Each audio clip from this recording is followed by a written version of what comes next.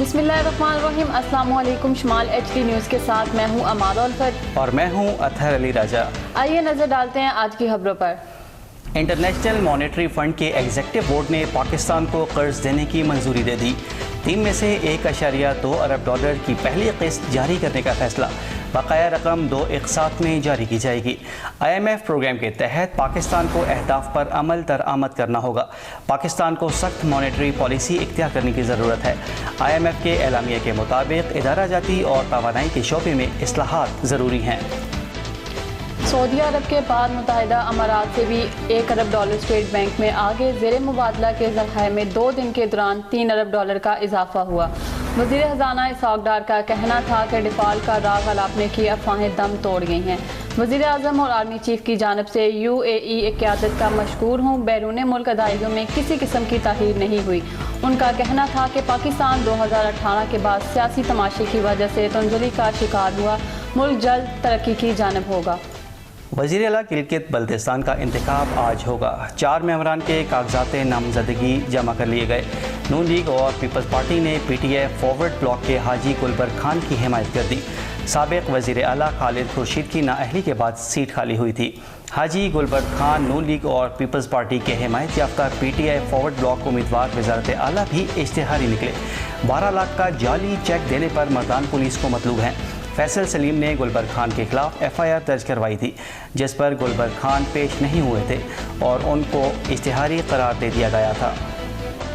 पाकिस्तान की जानिब से अक़वाम मुत्तहिदा में स्वीडन में कुरान पाक की बेहुरमती के खिलाफ मज़म्मती करारदाद मंजूर। पाकिस्तान की तरफ से पेश करदा करारदाद में मज़म्मत की गई बेहुरमती में मुलव्वस अफराद को इंसाफ के कटहरे में लाया जाए। करारदाद के मतन के मुताबिक 28 ममालिक ने करारदाद के हक में वोट दिया, जबकि 7 ममालिक ने वोटिंग में हिस्सा नहीं लिया। अमेरिका और यूरोपीय यूनियन ने करारदाद की मुखालफत की। अवाम हमदर्द फाउंडेशन के ताउन से गाजी हरीपुर में फ्री आई कैंप लगाया जा रहा है। 15 जुलाई बरोज़ हफ्ता लगाया जाने वाला कैंप सुबह 9 बजे से शाम 4 बजे तक जारी रहेगा। आई फ्री कैंप गुजर इत्तेहाद तहसील गाजी की सरपरस्ती में मुनक़्क़िद किया जा रहा है, जिसमें अवाम हमदर्द फाउंडेशन ने भी अपना हिस्सा डाला। इस तरह के फ्री आई मेडिकल कैंप्स गरीब और नादार लोगों के लिए किसी नेमत से कम नहीं हैं।